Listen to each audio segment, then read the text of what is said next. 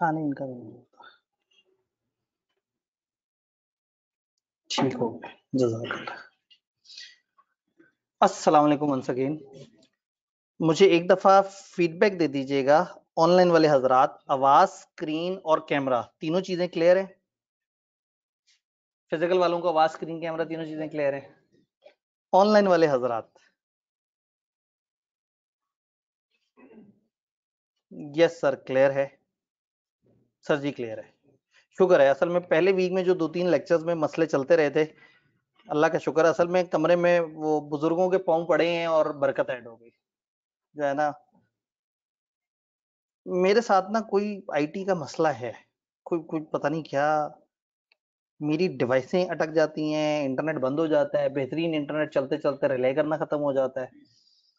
तो हमने कहा चलो यहाँ पे जो है ना कमरे में वो बुजुर्गों के कदम डलेंगे तो ऑटोमेटिकली ठीक हो जाएगा। वो बुजुर्ग की दहशत की वजह से है या जो है वो बरकत की वजह से, जो भी है, बहरहाल हमारी टीम भी बड़ी अलर्ट हो गई है। उन्होंने कहा कि आतिफ साहब तो मीठी मीठी सी बात करते हैं, जो अगला बंदा है ना जरा एग्रेसिव होके आएगा, तो सारी चीजें सेट भी हो गई हैं और इंटरनेट और ये भी डर के मारे सही काम करना शुरू हो गया।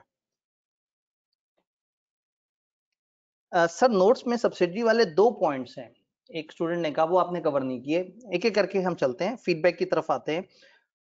पॉइंट्स हमने बाय द वे डिस्कस किए थे, लेकिन कुछ चीजें स्क्रीन पे उस तरह से नहीं थी, लेकिन जबानी डिस्कस हुई थी। हम एक एक करके बात करते हैं। कल हम लोगों ने 2 तरह के कॉन्सेप्ट देखे, पब्लिक प्राइवेट कंपनी और holding subsidiary company. Public company किसे कहते हैं, वो तो दुनिया की सबसे आसान डेफिनेशन है, किसे कहते हैं? जो प्राइवेट ना हो। फिर लिस्टेड और अनलिस्टेड भी बहुत ही बेसिक बच्चों वाले कॉन्सेप्ट हैं। लिस्टेड वो जो स्टॉक एक्सचेंज पे हो, और अनलिस्टेड जो स्टॉक एक्सचेंज पे नहीं है। कि पब्लिक कंपनी में तो नहीं किसी का कोई सवाल? जी सिक्योरिटीज क्या शेयर्स को ही कहते हैं? मैं असल में इस लफ्ज को पी गया था कि मैंने कहा चलो आगे चल के हम इस पे बात होगी। कंपनियों के जितनी भी तरह के कागज लोगों को राइट्स दे रहे होते हैं ना, इनको कलेक्टिवली हम सिक्योरिटीज बोलते हैं। एक किस्म होती है शेयर, एक होता है प्रेफरेंस शेयर, एक होता है डिबेंचर, एक होता है रिडीमेबल कैपिटल, मुदारबा सर्टिफिकेट। तो बहुत सारी तरह के ऐसे कागज होते हैं जो कंपनी इशू कर रही होती है लोगों को। उसके अगेंस्ट या तो उन्हें इंटरेस्ट मिल रहा होता है, या डिविडेंड मिल रहा होता है, या वोटिंग पावर मिल रही होती है। तो बजाय इसके कि हम शेयर बोले, हम इन सबको कलेक्टिवली बोल देते हैं कंपनी की सिक्योरिटीज। तो सिक्योरिटीज जरा बड़ा वर्ड है, इसका मतलब है ये जो मतलब ये सारी चीजें इकट्ठे हैं। तो वो कंपनी जिसकी सिक्योरिटीज लिस्ट होंगी, यानी कि जिसका preference share, ordinary share, debenture, इस तरह के सारे रजिस्टर हो सकते हैं, तो ये सिक्योरिटीज कहलाती है। पब्लिक कंपनी लिस्टेड अनलिस्टेड में किसी भाई किसी बहन का कोई सवाल? किसी भाई और किसी बहन का कोई सवाल? क्योंकि सामने तो सिर्फ भाई बैठ सकते हैं। थोड़ा सा आगे गए और हमने प्राइवेट कंपनी की 2 किस्में देखी। एक थी एसएमसी, एक अकेला ही बंदा सारी की सारी कंपनी खुद बनाता था और 100% शेयर उसको खुद लेता था और वही उसका डायरेक्टर भी होता था। ऐसी कंपनियों की शनाख्त के लिए इनके साथ अलग से एसएमसी प्राइवेट लिख दिया जाता है। तो सवाल मेरा ये है कि एसएमसी में कोई कंफ्यूजन? इसके बारे में लॉ ने बहुत ज्यादा डिटेल्स हमें सेक्शन और बहुत सारी चीजें करा, बहुत सारी डिटेल्स है लॉ ने, सेक्शन और बहुत सारी चीजें हमें नहीं बताई। लेकिन जहां जहां हल्का सा तस्करा आएगा हम हंसी मजाक में इसका भी डिस्कस कर लिया करेंगे कि अच्छा एसएमसी पे भी ये रूल ऐसे अप्लाई करेगा। तो एसएमसी समझ आ रहा है। फिर थी अदर प्राइवेट कंपनी, ऐसी कंपनी जो अपने रूल्स में, अपने डॉक्यूमेंट्स में, डॉक्यूमेंट में मेनली उनके आर्टिकल्स होते हैं, अपने डॉक्यूमेंट्स में 3 रिस्ट्रिक्शंस लगा दें। 3 रिस्ट्रिक्शंस क्या थी? मेंबर्स की तादाद 50 ज्यादा से ज्यादा, पब्लिक को इनवाइट करना क्या हो हमारे शेयर्स वगैरह खरीदो, वो उस पर पाबंदी, शेयर ट्रांसफर करने पे कुछ रुकावटें, वो रुकावटें जो सिवाय उसके जो कंपनी लॉ अलाउ कर दे, नॉर्मली इसमें रुकावट होती है। ये 3 रुकावटें जो अपने आर्टिकल्स में लिख देगा वो बन जाएगा प्राइवेट कंपनी, जो नहीं ये रुकावट डालेगा वो पब्लिक कंपनी। इनमें से एक भी मिस हो गई तो आप पब्लिक कंपनी बन जाएंगे। ये 50 मेंबर्स की गिनती के अंदर ज्वाइंट शेयर होल्डर्स का क्या रूल है? सिंगल काउंट होता है, एक से ज्यादा दफा काउंट नहीं होता। तो ठीक है, we are good to go with public private. ये पब्लिक प्राइवेट सारी कहानी क्लियर है। फिर हम आए अगले जोन की तरफ। अच्छा अब याद रहे, एक होता है कंपनी का लीगल स्टेटस और एक होता है कंपनी का मौजूदा स्टेटस।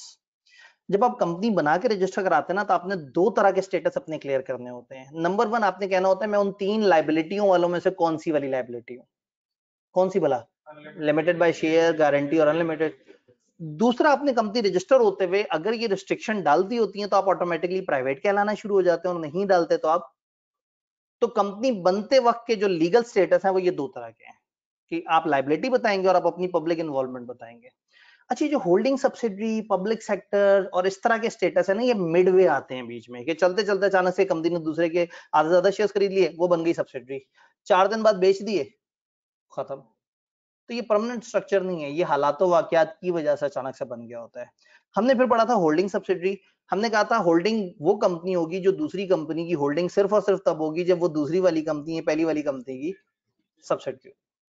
फिर डेफिनेशन पढ़ा हमने, कहा सब्सिडरी कंपनी उस कंपनी को कहते हैं जिसमें कोई और कंपनी यानी कि होल्डिंग कंपनी आधे से ज्यादा वोटिंग शेयर्स या वोटिंग सिक्योरिटीज में इन्वेस्ट करे, खुद करे या अपनी बाकी सब्सिडरीज के साथ मिलके करे, एक रूल था। और दूसरा रूल था कि जहां डायरेक्टर की कंपोजिशन को कंट्रोल करें। और फिर नोट्स, वो जो नीचे नोट दिए उनमें से एक नोट बताता था कि कंपोजिशन को कंट्रोल करने से क्या मुराद है। तो कंपोजिशन को कंट्रोल करने का मुराद है कि जिस कंपनी के ज्यादातर डायरेक्टर की अपॉइंटमेंट या रिमूवल किसी और कंपनी के इख्तियार में हो, तो हम कहेंगे वो वाली कंपनी बोर्ड ऑफ डायरेक्टर की कंपोजिशन को कंट्रोल कर रही है। इस डेफिनेशन में हमने एक कॉन्सेप्ट लेयर्स का भी पढ़ा। तो नोट्स में आपको लेयर्स का भी तस्करा मिलता है। सब्सिडरी या सब्सिडरी की सब्सिडरी, एक कंपनी के नीचे जितनी भी सब्सिडरीज हैं वो क्या कहलाती हैं? लेयर्स। एक कंपनी एक वक्त में कितनी लेयर्स रख सकती है? एज में बी स्पेसिफाइड। ये बात यहाँ सामने नहीं लिखी हुई थी, नोट्स में आपको लिखी नजर आई कि एसईसीपी कभी भी किसी खास तरह की कंपनियों को डिफाइन कर सकता है कि ये वाली कंपनियां जो है वो इससे ज्यादा लेयर्स नहीं रख सकती। कौन सी कंपनी हमें नहीं पता, कितनी लेयर हमें नहीं पता, बस एक जुमला याद रखना है कि एसईसीपी अगर कह देगा कुछ खास कंपनियों को कुछ खास लेयर्स रखने का तो हम फॉलो करेंगे। याद है, मैं आपको पहले दिन से बताता आ रहा हूँ कि हुआ क्या था। 2016-17 की क्या कहानी थी? 2016 में ऑर्डिनेंस आया, बहुत सारी चीजें थी, इन्होंने 17 के एक्ट बनाने के चक्कर में उनमें से बीच बीच में से चीजें निकाल दी। तो अब हमें अक्सर सेक्शन अधूरे लगते हैं कि अगर हम बता दें उन कंपनियों को कैसे करो तो वो वैसे करेंगी जो हम बता देंगे, और जब बेचारे वो बताने पे आए तो वो सेक्शन ही गायब हो गया। अच्छा, या लॉ में से गायब हो गया या आई के अपने हमारे सिलेबस में से गायब कर दिया। तो इसलिए सी लॉ में अक्सर जगह एज में भी स्पेसिफाइड नजर आएगा, तो आप बड़े एक्साइटेड हो जाएंगे कि चलो शुक्र है इसमें कोई स्टैट्स तो याद रखने वाले नहीं है, बस एज में भी स्पेसिफाइड। कोई सवाल, कोई कंफ्यूजन? जी, होल्डिंग सब्सिडरी में किसी किस्म की कोई कंफ्यूजन? All clear? पक्का? आगे जाने के लिए तैयार? ज्यादा पढ़ना है, कम पढ़ना है? अगर 15 मिनट में सारे सवाल खत्म हो गए तो 1 घंटे का टाइम है हमारे पास, आग लगा दें।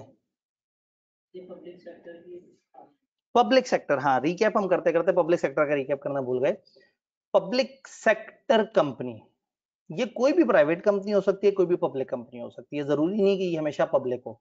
क्योंकि पब्लिक और प्राइवेट का ताल्लुक गवर्नमेंट नॉन गवर्नमेंट से नहीं है, इन्वॉल्वमेंट से है। जिसमें ज्यादा लोग इन्वॉल्व होंगे वो पब्लिक है, जिसमें कम लोग इन्वॉल्व होंगे वो प्राइवेट है। ये पब्लिक हो या प्राइवेट हो, अगर इनको चलाने वाला इदारा गवर्नमेंट है या गवर्नमेंट का कोई सेटअप है तो ऑटोमेटिकली पब्लिक सेक्टर बन जाएंगे। चलाने से क्या मुराद है? दो बातें, या तो 51%, ऐसे याद रखना है, बाकियों में मोर देन 50 है तो इसका मतलब है 50.00001% से होल्डिंग बन जाएगी। लेकिन यहाँ एक्सप्रेसली उन्होंने 51% लिख दिया, तो मोर देन 50 को गवर्नमेंट के केस में उन्हें समझ आई कि 50 से ज्यादा 51 होते हैं। हालांकि मैथ के मुताबिक 50 से ज्यादा 50.0001 भी हो जाता है। तो पब्लिक सेक्टर में ये 51 है और बाकी केस में ये मोर देन 50 है। तो 51% या उससे ज्यादा शेयर्स अगर गवर्नमेंट के पास किसी कंपनी के हैं या गवर्नमेंट के किसी इदारे के पास किसी कंपनी के हैं तो वो वाली कंपनी पब्लिक सेक्टर कंपनी बन जाएगी। या दूसरे केस में अगर जिस इदारे के डायरेक्टर्स की अपॉइंटमेंट या रिमूवल मेजॉरिटी गवर्नमेंट के कंट्रोल में आ जाए, गवर्नमेंट की डायरेक्ट या गवर्नमेंट के इदारों के थ्रू, तो नीचे वाली कंपनी पब्लिक सेक्टर कंपनी बन जाएगी। सिर्फ एक एक्सेप्शन थी, फजूल सी एक्सेप्शन थी, कि हमने बस एक खास तरह की कंपनी में ये रूल नहीं अप्लाई करना। अगर स्टॉक एक्सचेंज के बोर्ड पे एसईसीपी वगैरह ने कुछ बंदे बिठा दिए हैं तो उसको आप इग्नोर कर दें, वो इस डेफिनेशन का हिस्सा नहीं है। तो असूलन ये एक्सेप्शन हमें हमारी किताब में इन्हें नहीं डालनी चाहिए थी।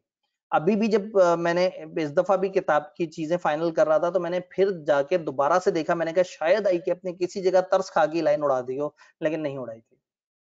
तो हम एक ऐसी लाइन पढ़ते हैं जिसका हमें प्रैक्टिकल इंप्लीकेशन नजर भी नहीं आता। मैंने इसलिए आपको समझा दिया था कि स्टॉक एक्सचेंज क्या है और ये क्यों आया था, लेकिन आपने से आइंदा याद नहीं रखना, आपने बस पेपर पॉइंट ऑफ व्यू से क्रैम कर लेना है। पब्लिक सेक्टर कंपनी में कोई कंफ्यूजन? हमने जितना अभी तक कंपनी लॉ पढ़ा है उसमें कोई कंफ्यूजन? अभी मैं आज आपसे नहीं पूछूंगा कि कैसा लग रहा है, क्योंकि अभी तक तो सब डेफिनेशंस ही चल रही थी। हमने कंपनी की डेफिनेशन देखी, बॉडी कॉर्पोरेट की डेफिनेशन देखी, 3 तरह की कंपनियों की डेफिनेशन देखी, फिर 2 तरह की कंपनी की डेफिनेशन देखी, फिर लिस्टेड अनलिस्टेड की देखी, अदर प्राइवेट उसकी देखी, फिर पब्लिक सेक्टर कंपनी की डेफिनेशन देखी, फॉरेन कंपनी की डेफिनेशन देखी। अब थक गए, अब पढ़ने का टाइम आ गया।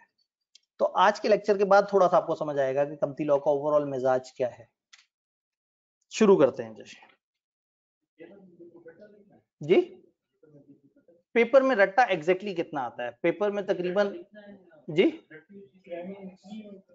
क्रैमिंग लिखने, हाँ, यानी कि कुछ सवाल ऐसे होंगे जिन्होंने पूछी ही क्रैमिंग होगी। फॉर एग्जांपल अगर एक सवाल आता है डिफाइन बॉडी कॉर्पोरेट, अब आप इसके साथ क्या कर सकते हैं? डेफिनेशंस के अलावा आप हर चीज अपने अल्फाज में लिख सकते हैं। डेफिनेशन में मैं आपसे कहूंगा कि किताब को फोकस करें जी। हाँ नहीं, असल में बात यह है कि अगर मैं पूरी किताब की सारी डेफिनेशंस को इकट्ठा कर दूं ना तो सिर्फ 4 सफे बनते हैं, लेकिन बीच बीच में आके ना परेशान करती है। आप इसलिए घबरा गए हैं कि चैप्टर 1 तो सारी कंपनियों का इंट्रोडक्शन करा रहा है ना, तो इतनी सारी डेफिनेशंस आ गई। जब अगले चैप्टर में जाएंगे तो शायद एक डेफिनेशन मिले, उससे आगे एक चैप्टर में जाएंगे उसमें डेफिनेशन ही शायद कोई ना मिले। तो वो इस वजह से तो डेफिनेशंस हैं, और डेफिनेशंस को हूबहू याद रखना है, लेकिन अगर अल्टीमेटली डेफिनेशंस को सम अप करें तो वो ग्रैंड टोटल 4 सफे में सारी डेफिनेशंस आ जाती हैं। मैं नॉर्मली क्या करता हूँ, लास्ट मंथ में कुछ हैंडआउट्स, कुछ इस तरह की चीजें क्विक रिवीजन के लिए लोगों से शेयर कर रहा होता हूँ, तो उस वक्त मैं 4 सफे के डॉक्यूमेंट शेयर करता हूँ कि इस पे सारी डेफिनेशन एक जगह इकट्ठी कर दी है। तो यानी कि जब ये पलंदा उठाएं आपने हमेशा रटना है, और जब बाकियों की तरफ आए तो आपने हमेशा लॉजिकल चलना है। डन, ठीक। कहानी को आगे लेके चलते हैं, इदारों की तरफ लेके चलते हैं। इससे पहले कि आप सामने पढ़ना शुरू कर दें, मैं इसको गायब कर दूं।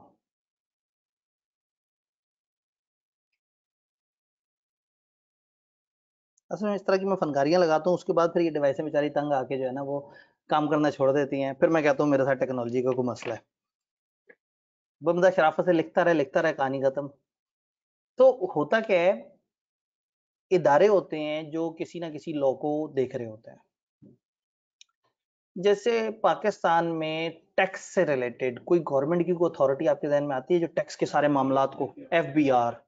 अच्छा, एफबीआर तो एक इंसान का नाम तो नहीं है ना, ये तो एक इदारे का नाम है। एफबीआर के अंदर कुछ ऐसे इंसान होंगे जिनसे जाके राब्ता करना होता होगा, कुछ पूछना होता होगा, इजाजत लेनी पड़ती होगी। उन इंसानों के क्या नाम होते हैं? कमिश्नर, एडिशनल, डिप्टी, फलाना। लेकिन ये कमिश्नर के साथ के इलाके के साथ चीजें चल रही होती हैं कि डिप्टी कमिश्नर है, ये एडिशनल कमिश्नर है, जॉइंट कमिश्नर है, ये वो वाला कमिश्नर है, ये वो वाला कमिश्नर है। तो गवर्नमेंट की आदत है, वो एक अथॉरिटी बनाती है, और अथॉरिटी के अंदर जो इंसान होते हैं उनके साथ एक खास लफ्ज के साथ चीजें जुड़ रही होती हैं। कंपनी लॉ में भी ऐसा होगा। SECP, securities and exchange commission of Pakistan, वो अथॉरिटी है जो पाकिस्तान में कंपनी लॉ को देखती है। और इसका ऑफिसर, जैसे वहां कमिश्नर होता था, इसके ऑफिसर को यहाँ रजिस्ट्रार बोलते हैं। डिप्टी, असिस्टेंट, वो रजिस्ट्रार, हम उस तरह से कह रहे होते हैं। तो हमारे किताब में ना एक छोटा सा, इस चैप्टर में एक छोटा सा पोर्शन है, introduction to SECP and registrar. बस किताब ने सर से ही उतारा है, तो हम भी बस उतना मोटा मोटा देख के जरा देखते हैं कि वो हमें क्या बताना चाह रहे हैं। तो SECP क्या है जी? SECP आपको पता है, इसके मुखफ़्फ़ आपको बताने की मेरे ख्याल में बहुत ज्यादा जरूरत नहीं है, आप लोग माशाल्लाह से समझते हैं कि SECP क्या चीज है। Securities and exchange commission of Pakistan. ये ऑपरेशनलाइज हुआ 1 जनवरी 1999 को। पुराने जमाने में एक इदारा होता था, उसको हम कहते थे CLA, कॉर्पोरेट लॉ अथॉरिटी। इसने कॉर्पोरेट लॉ अथॉरिटी को खत्म कर दिया और ये आ गई। तो सबसे पहले तो एक बेसिक इंट्रोडक्शन मैंने क्या किया है, अलग अलग ब्लॉक्स बना दिए इंफॉर्मेशन के। सबसे पहले तो बेसिक इंट्रोडक्शन। फिर क्या हुआ, SECP के बारे में मजीद वो बता रहे हैं कि जो इसका हेड ऑफिस है ना, वो फेडरल कैपिटल इस्लामाबाद में, मरकज में, पाकिस्तान के दारुल हुकूमत में इनका हेड ऑफिस है। जाहिर है गवर्नमेंट का इदारा है, और गवर्नमेंट के इदारों के सारों के जो विफाक लेवल पे हेड ऑफिस है वो कहाँ होते हैं? इस्लामाबाद। अब चूंकि इसने पूरे पाकिस्तान की कंपनियों को डील करना है, तो उन्होंने क्या किया, इसके 8 जोनल ऑफिस भी बना दिए। 8 जोनल ऑफिस हमारी किताब ने ऐसे बताया कि वो कहता है एक फेडरल कैपिटल में, यानी एक जोनल ऑफिस इस्लामाबाद में, तो इस्लामाबाद में 2 ऑफिस हो गए, हेड ऑफिस और एक regional zonal office. 4 provincial Capitals में, 4 प्रोविंस अभी तक रजिस्टर्ड 4 प्रोविंस है। बाकी क्या, जो गिलगित बिल्तिस्तान है उसका स्टेटस अभी कुछ जगह सूबा है, कुछ जगह नहीं है, और जनूबी पंजाब तो बयानिए के साथ ही वो हो गया था, क्या हो गया था, हाँ तबाह हो गया था, खत्म हो गया था। वो तो सिर्फ उस टाइम पे सिर्फ जनूबी पंजाब का नारा इसलिए लगाया था कि वजीर आला जो है हम वहां का लगा सकें और वहां के लोगों के वोट मिल जाएं। आपको पता है जिसको भी वोट मिलते हैं सारे ही कहते हैं हम जनूबी पंजाब को सूबा बनाएंगे, और जब उन लोगों को इक़्तिदार मिलता है, ताकत मिलती है, तो कहते हैं जी हमारे हाथ में कुछ नहीं, ऑपोजिशन ही हमें वोट नहीं करने देती। वजीर आजम बनाने के लिए उन्हें वोट मिल जाते हैं, लेकिन सूबा बनाने के लिए उन्हें वोट नहीं मिल पा रहे होते। तो 4 प्रोविंशियल कैपिटल, वो 4 प्रोविंस, चारों प्रोविंसेस के कैपिटल के नाम बताने का शर्फ हमें हासिल करेंगे किबला। 4 जो सूबे हैं उनके सूबाई दारुल हुकूमत कौन कौन से शहर हैं? आप कॉल अ फ्रेंड भी कर सकते हैं, है वो नहीं, कौन बनेगा करोड़पति, आप कॉल दोस्त को कॉल करके जी। चले मैं सूबों के नाम बताता हूँ। पंजाब, लाहौर, सिंध, कराची, खैबर पख्तूनख्वा, पेशावर, बलोचिस्तान, कोयटा, बलोचिस्तान कोयटा। तो 5 शहर पूरे हो गए, जोनल ऑफिस एक इस्लामाबाद हो गया, 4 हो गए प्रोविंस के कैपिटल। 3 कुछ और मेजर शहर हैं, यानी उसमें मुल्तान है, फैसलाबाद है और सक्खर है। 2 पंजाब से ले लिए और एक पंजाब और सिंध के तकरीबन बॉर्डर के करीब को वो करके और थोड़ा सा सिंध की तरफ करता हुआ उन्होंने वो कर लिया। तो ये 8 जोनल ऑफिस हैं। अब जाहिर है सीलो है, कुछ जगह रटा मारना पड़ता है, एमसीक्यू में इस तरह का सवाल आ सकता है। तो 8 शहर जब याद रखने होते हैं तो एक तरीका तो इन्होंने बताया। दूसरा तरीका ये है कि आप कहें पीएसएल प्लस फैसलाबाद और सक्खर। तो अगर पेपर में भूल जाए तो आपने पीएसएल की टीम के नाम सोचने शुरू कर देने हैं। सुल्तान हटा के मुल्तान, यानी कि ऐसा ना पेपर में कलंदर लिख रहे हो, सुल्तान लिख रहे हो। तो 6 शहर पीएसएल वाले और उसके साथ फैसलाबाद और सक्खर, ये 8 वो शहर हैं जहां जोनल ऑफिस है। जिनको पीएसएल पसंद है, जिनको नहीं पसंद उनके पास दूसरा टोटका मौजूद है कि एक विफाक में है, 4 सूबों के दारुल हुकूमत में और 3 बड़े शहर हैं, मुल्तान, फैसलाबाद और सक्खर। तो इन शहरों में जोनल ऑफिस हैं एससीसीपी की। ये बात समझ आई? अब लॉ का दिल कर रहा है कि आपको बताए कि एससीसीपी के पास ना बहुत सारी पावर्स हैं, किताब ना बेचारी कंट्रोल नहीं कर पा रही। पहले एक दफा बताया, फिर दोबारा बताया, फिर बताया, मैंने भी उतनी ही जहमत के साथ तीनों सामने लिख दिए। सबसे पहले उन्होंने कहा law has vested various powers to SECP. Law ने बहुत सारी पावर्स एससीसीपी को दे दी हैं। वेस्ट का मतलब है किसी को हैंड ओवर कर देना। आगे अगला जुमला, SECP has been given lot of powers under companies act. Companies act के अंदर एससीसीपी को बहुत सारी पावर्स दी गई हैं। पेट अभी भी नहीं भरा। In addition to Companies Act, SCCP is also empowered by SCCP Act to exercise many powers and functions. तो अगर SCCP का इंट्रोडक्शन कभी आ जाए तो आपने बस पावर पावर पावर लिखते चले जाना है। बेचारे फंसे हुए हैं ना, छोटे बच्चों को बता भी नहीं सकते पावर्स हैं क्या क्या, अब आजाद हो जाएंगे बच्चे। और ये भी बताना है कि पावरफुल इदारा भी बड़ा है। तो लॉ ने एससीसीपी को पावर्स दी हैं, कंपनीज एक्ट 2017 ने एससीसीपी को पावर्स दी हैं और एससीसीपी के अपने एक्ट ने भी एससीसीपी को पावर्स दी हैं। तो ये जुमले भी बेकार हो गए। तो फाइनली करता क्या है एससीसीपी? कंपनियों के अफेयर्स को रेगुलेट करता है। यानी कि मैं ये सोच रहा था जब ये एससीसीपी का इंट्रोडक्शन कराएंगे तो कम से कम 5 से 6 अगराज़ व मकासद लिखेंगे। इंतहाई अफसोस की बात है कि इन्होंने सिर्फ एक वर्ड इस्तेमाल किया, रेगुलेट द अफेयर्स, बस। एससीसीपी का क्या काम है? एससीसीपी कंपनियों के अफेयर्स को रेगुलेट करता है। कौन सी कंपनियां? सादा कंपनियां यानी कंपनी लॉ वाली कंपनियां, इंश्योरेंस वाली कंपनियां, बैंकिंग वाली कंपनियां, फिर एक खास तरह की कंपनी होती है मुदारबा वाली कंपनियां। इसके बारे में हम थोड़ा सा आगे जाके डिटेल से पढ़ेंगे इंशाल्लाह। और एक खास तरह की कंपनी होती है उसको हम कहते हैं एनबीएफसी, नॉन बैंकिंग फाइनेंस कंपनियां। वो कंपनियां जो होती कंपनियां लेकिन बैंकिंग जैसे काम कर रही होती हैं। फॉर एग्जांपल लीज चीज पे चीजें दे देना, फॉर एग्जांपल डिपॉजिट्स वगैरह में इन हो जाना। तो कंपनियों को, इंश्योरेंस कंपनियों को, बैंकिंग कंपनियों को, मुदारबा कंपनियों को और नॉन बैंकिंग फाइनेंस कंपनियों को एससीसीपी देखता है। अगर आप बड़े होते तो मैं आपको एक निशानी बताता, सादा कंपनियां प्लस सारी फाइनेंशियल कंपनियां। बैंक भी फाइनेंशियल इंस्टीट्यूशन है, इंश्योरेंस भी, मुदारबा भी और एनबीएफसी भी। ये 4 तरह के मेन इदारे हैं जो पैसों की डीलिंग में है। तो एससीसीपी सादा कंपनियों को और इन बाकी कंपनियों के अफेयर्स को रेगुलेट करता है। कैसे करता है किताब बताना भूल गई, इग्नोर करते हैं, कोई बात नहीं है, तो ऐसे ही है, हम जहन बना लेते हैं। एससीसीपी कंपनियों के लिए कानून साजी करेगा। मैंने आपको बताया कि एससीसीपी ने डेलीगेटेड लेजिस्लेशन की थी। ये क्या होती है? बी लॉ में जब पार्लियामेंट वाले अपना इख्तियार इन्हें दे दें, अथॉरिटी को, कि तुम लॉ बनाओ, तो इसहाक डार ने अपने टाइम पे क्या किया, एससीसीपी को एम्पावर कर दिया और कहा तुम लोग बनाना कंपनी लॉ। तो एससीसीपी के पास इतनी सारी पावर्स ऐसे हैं कि ये इस लेवल पे एम्पावर्ड है कि लॉ बना सकती है, और उस लॉ में जगह जगह इसने लिख दिया एज मे बी स्पेसिफाइड, ताकि जब दिल करे वो कुछ भी वहां पे लिख दे।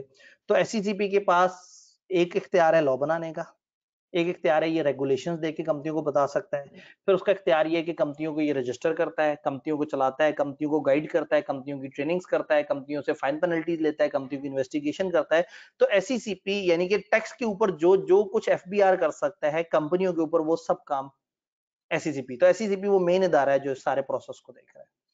बट हमारी किताब ने इंट्रोडक्शन टू एससीसीपी में इधर उधर की फजूल फजूल बातें सारी कर दी, बस ये नहीं बताया कि इसके अगराज़ व मकासद क्या है।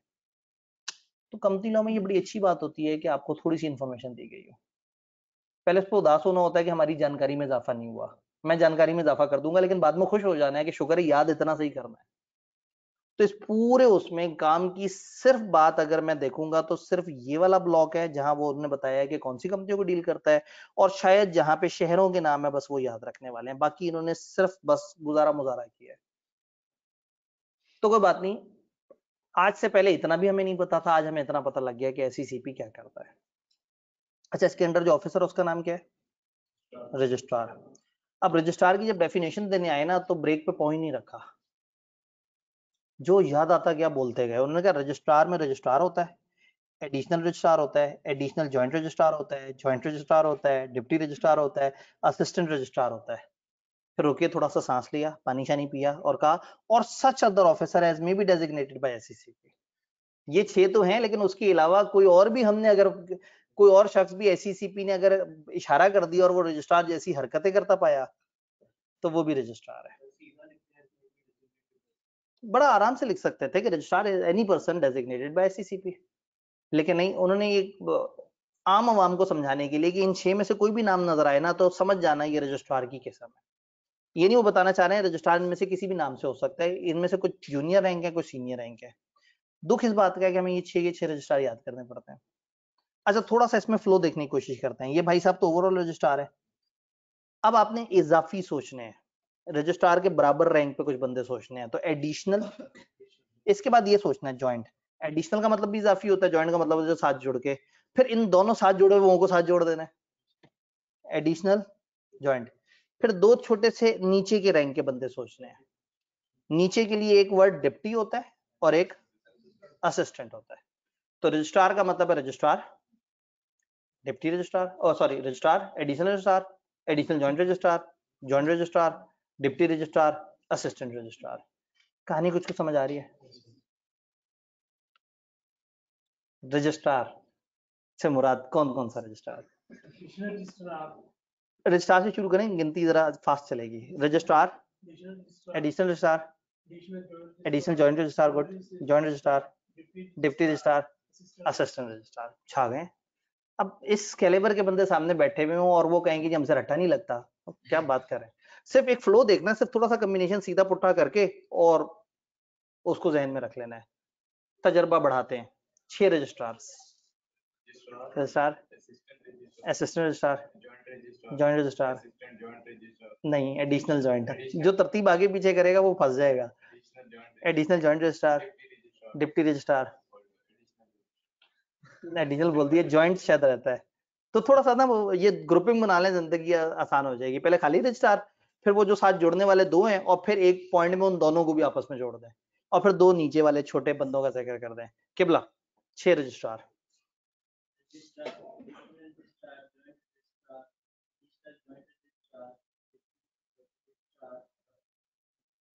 छह की छह बता दिए। ऑनलाइन वाले हजरात आपने बगैर किताबी हैंडआउट्स को देखे, जरा जल्दी से खुद से कमेंट में जाके लिखें, जरा देखें तो सही आप कहां तक पहुंचते हैं। जो जो आ रहा है आप छोटा छोटा करके लिख दें। असिस्टेंट रजिस्ट्रार को ASS रजिस्ट्रार कर दिया या आर कर दिया, या जो भी इस तरह से करके हम तजर्बा मजीद एक्सटेंड करते हैं। किबला कोई से 6 रजिस्ट्रार बता दें। है ही 6, नहीं 7वां भी है, और any other person designated by SCCP. Registrar, joint, additional, additional joint, deputy और असिस्टेंट। आखिरी तजर्बा जी।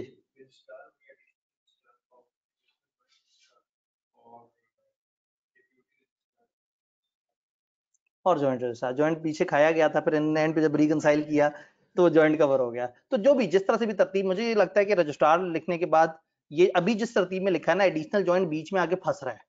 तो अगर ये रजिस्ट्रार हो, एडिशनल रजिस्ट्रार हो, जॉइंट रजिस्ट्रार हो, फिर वो दोनों भाई जोड़ दें एडिशनल जॉइंट, और आगे दो छोटे वाले, तरतीब थोड़ी बहुत आगे पीछे कर दें। अगर आपने वो 6 के 6 नाम ले दिए तो इसका मतलब आपकी डेफिनेशन पूरी हो गई। अब ये लोग करते क्या है बेसिकली, रजिस्ट्रार का काम क्या है?